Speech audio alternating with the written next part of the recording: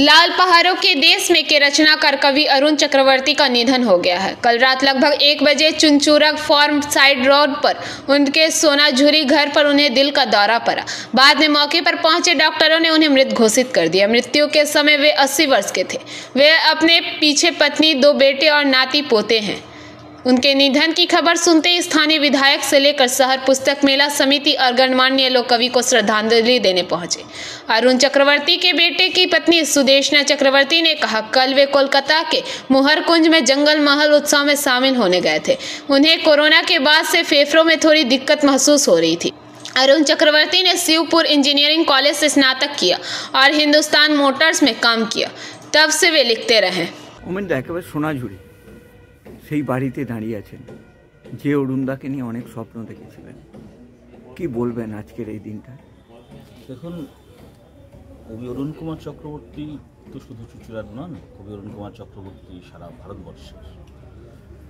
ব্যক্তিগতভাবে আমার কথা যদি বলেন, কবি অরুণ কুমার চক্রবর্তীর কিছুটা ক্ষোভ ছিল বিভিন্ন বিষয়ে। অনেক কিছু করেছেন, অনেক কবিতা লিখেছেন, অনেক জায়গায় গেছেন। সেই ক্ষোভের কথা আমার পত্রিকাতে কবিতার দীর্ঘ প্রবন্ধ লিখেছে অভিক্রমে। হুগলি জেলা সঙ্গীত মেলা গত 6 বছরের প্রত্যেক বছরের উদ্বোধক কবি অরুণ কুমার চক্রবর্তী। আমরা ব্যক্তিগতভাবে যেখানে যা অনুষ্ঠান করেছি তার প্রত্যেকটির উদ্বোধক অরুণ কুমার চক্রবর্তী। আর ব্যক্তিগতভাবে এই শহরে আমার একটা খুঁটি ছিল। সমস্ত কাজে উৎসাহ, গড় বুড়ো আমি আছি, এই বুড়ো আর শুনতে পাবো না।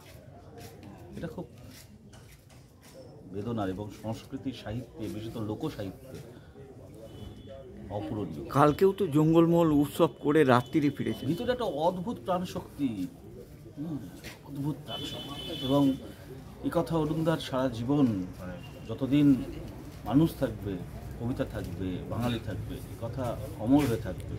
এসব কবিতায় কথা বলি, তবু সত্যি তো বলা হবে। অনেক পেশা ছেড়ে লাস্টে এইটা বেছে নিয়েছিলেন।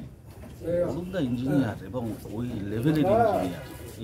Bureau report PVTV news. नियमित अपडेट एवं दुनिया भर की ताज़ा खबरों के लिए हमारे फेसबुक पेज को फॉलो एवं यूट्यूब चैनल को सब्सक्राइब करें।